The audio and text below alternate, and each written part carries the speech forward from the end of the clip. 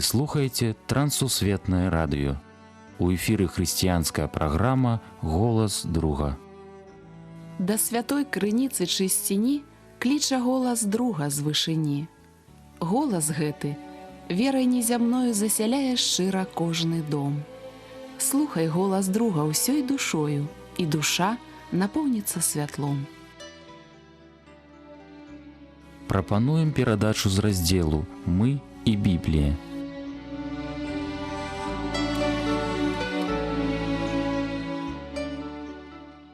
Мір вам, паважаныя слухачы! Разам з вамі ў эфіры Сергей Брышцель. Тэма сённяшняй размовы – добрыя парады. 31 сакавіка 2021 года у Брэсцкай абласной бібліятэцы імя Горкага прайшоў міжнародны круглы стол. Ён быў прысвечаны дзейнасці брэсцкага пастара Лукі Мікалаевіча Дзекуцьмалея.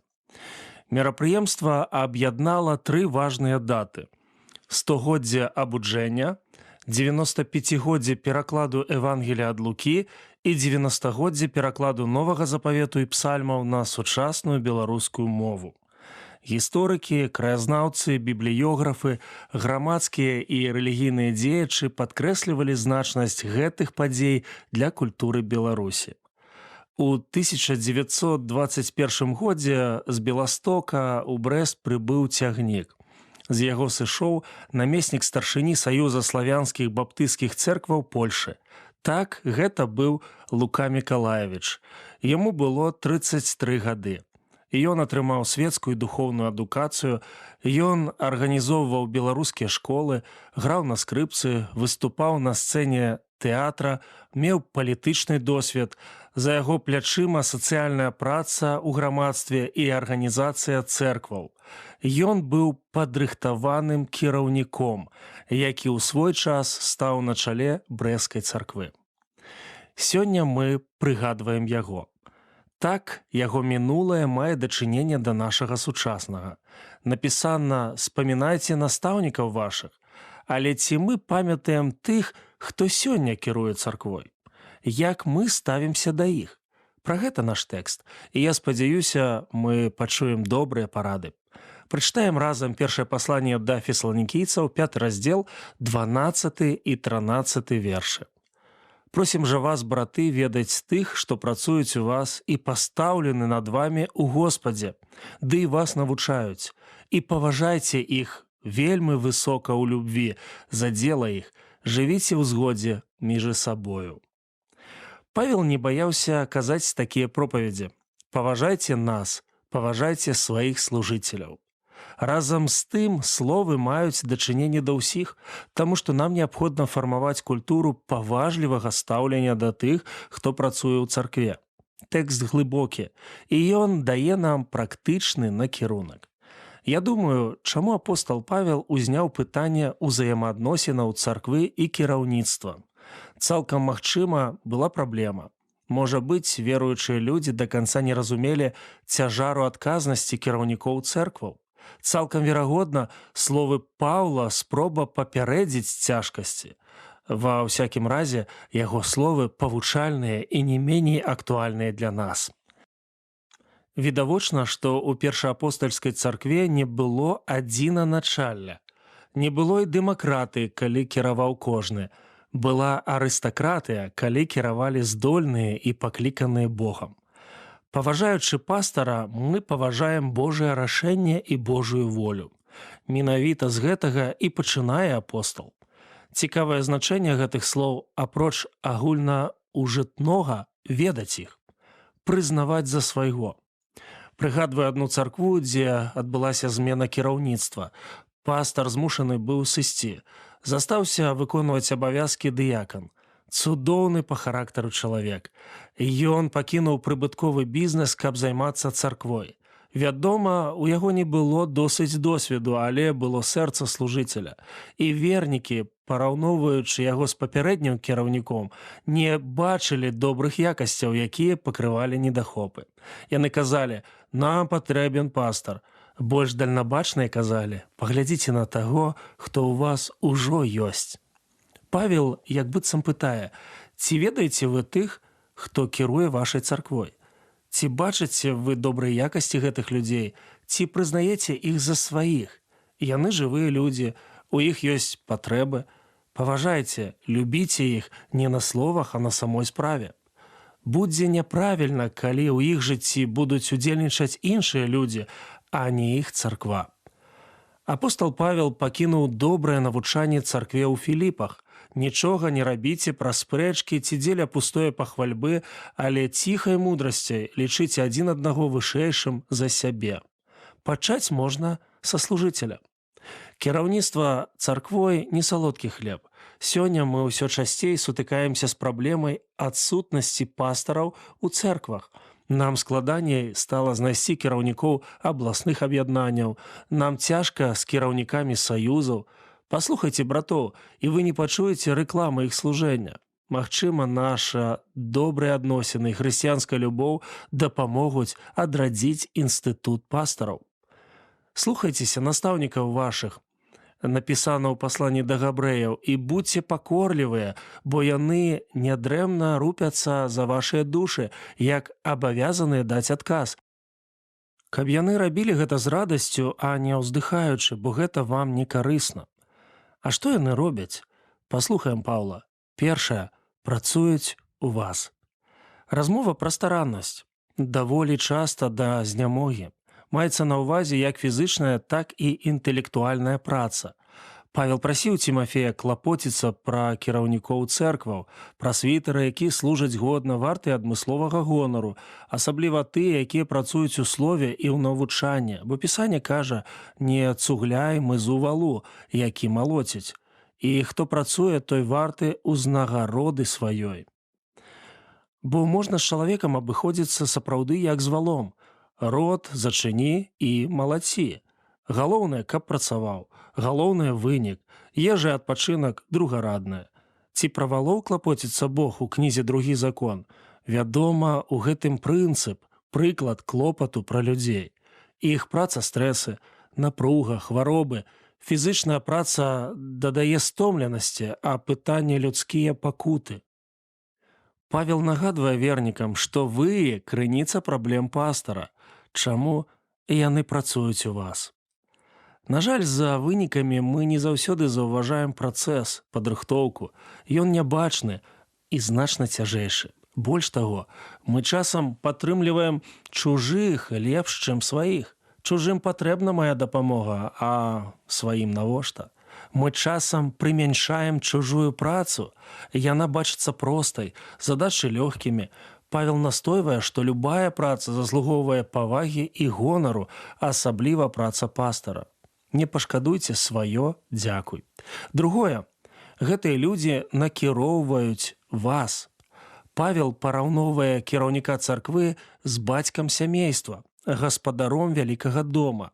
Кіраўнікі маладых абшчын вельмі часта бязвыплатна працавалі на карысць вернікаў. Што ім даводзілася рабіць? Арыгінальны тэкст падказвае два значэнні: весці, кіраваць, абараняць, клапоціцца. Тут адзіны прынцып – кіраваць, падаючы прыклад. Пра гэта пісаў апостол Пётр.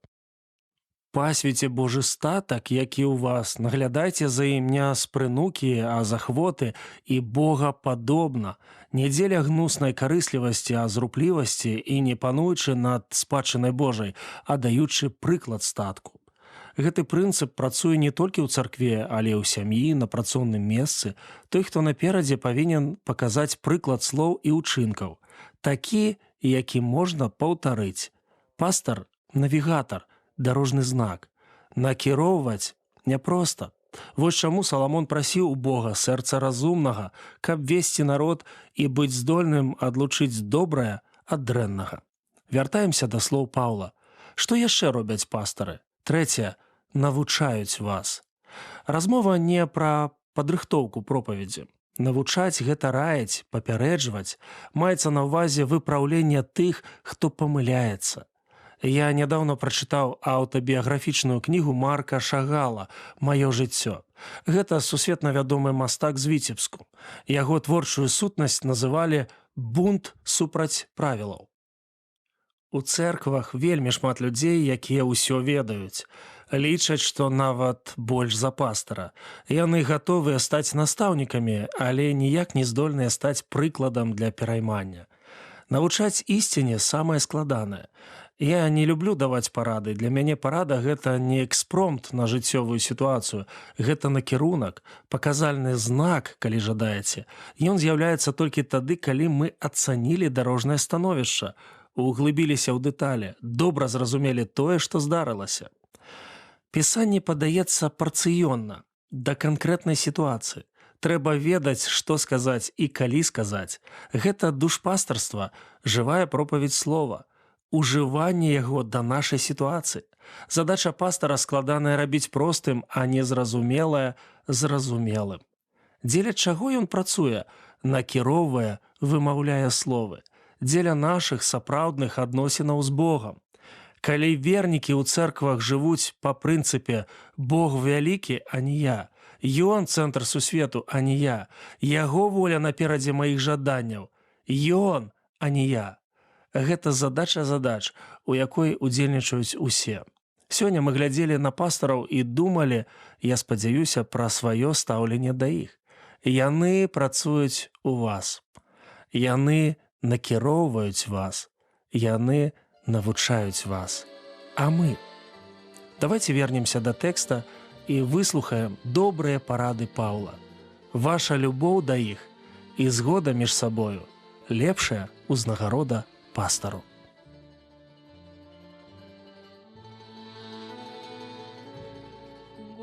Господи Боже, смири мое сердце, дай для себя ничего не желать, жизни своей пред Тобою, пред светом даруй отречься не знать.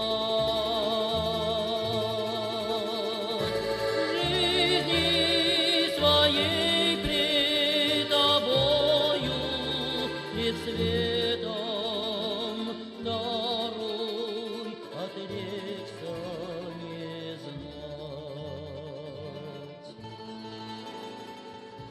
В лес бы далекий, поляне широкой, к соснам зеленым смолистый прийти.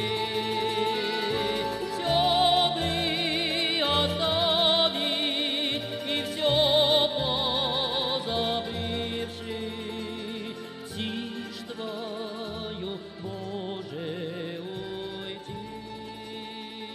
На гэтым наша сённяшняя перадача завершана. З вами быў Сяргей Брэшцель. Як і заўсёды, чакаем вашых пісем і водгукаў аб нашых перадачах. Пішыце, калі ласка, на адрас.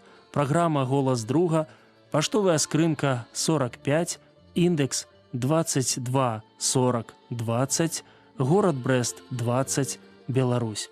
Да новых сустрэч на хвалях Трансусветнага радыё. Усяго добрага. Беражы вас Бог. Голос бы твой, как Мария, все слушать, в шепоте листьев узнать бы его.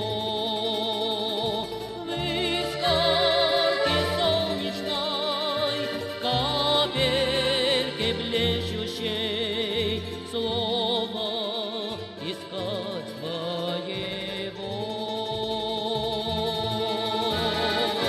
В искорке солнечной, капельке блещущей, слово искать твоего.